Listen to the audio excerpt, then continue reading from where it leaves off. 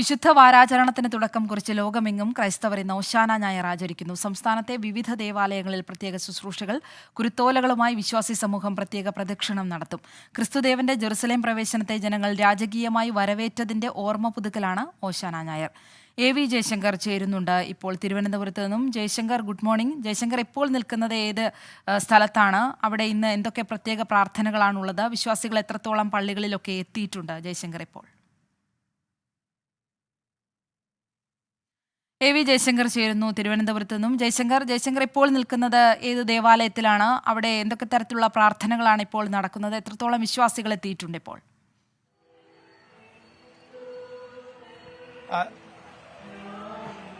ശ്രീലക്ഷ്മി, ഇവിടെ തിരുകർമ്മങ്ങൾ നടന്നുകൊണ്ടിരിക്കുകയാണ്. അതിനുശേഷമായിരിക്കും പുറത്തേക്ക് ആളുകൾ ഇത് ഓർമ്മിച്ചുകൊണ്ട് പള്ളിയുടെ പുറത്തേക്ക് പ്രദക്ഷിണമായി പോവുക.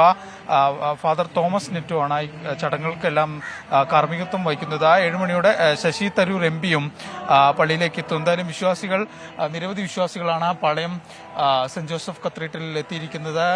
നമുക്ക് ദൃശ്യങ്ങളെല്ലാം കാണാം. കാരണം ഒരു പാവന പീഡയുടെ ഓർമ്മ പുതുക്കലാണ് ഇവിടെ നടന്നുകൊണ്ടിരിക്കുന്നത്.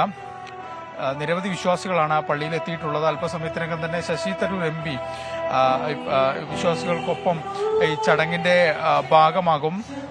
നിരവധി വിശ്വാസികളാണ് ഈ പള്ളിയിൽ എത്തിയിരിക്കുന്നത്. തിരുവനന്തപുരത്തെ തന്നെ പ്രധാനപ്പെട്ട ഒരു ദേവാലയം കൂടിയാണ് പാളയം സെന്റ് ജോസഫ് കത്തീഡ്രൽ. എല്ലാ വർഷവും വിപുലമായിട്ടുള്ള ആഘോഷങ്ങളാണ് ഇതുമായി ബന്ധപ്പെട്ട് ഇവിടെ നടക്കാറുള്ളത്. ശ്രീലക്ഷ്മി,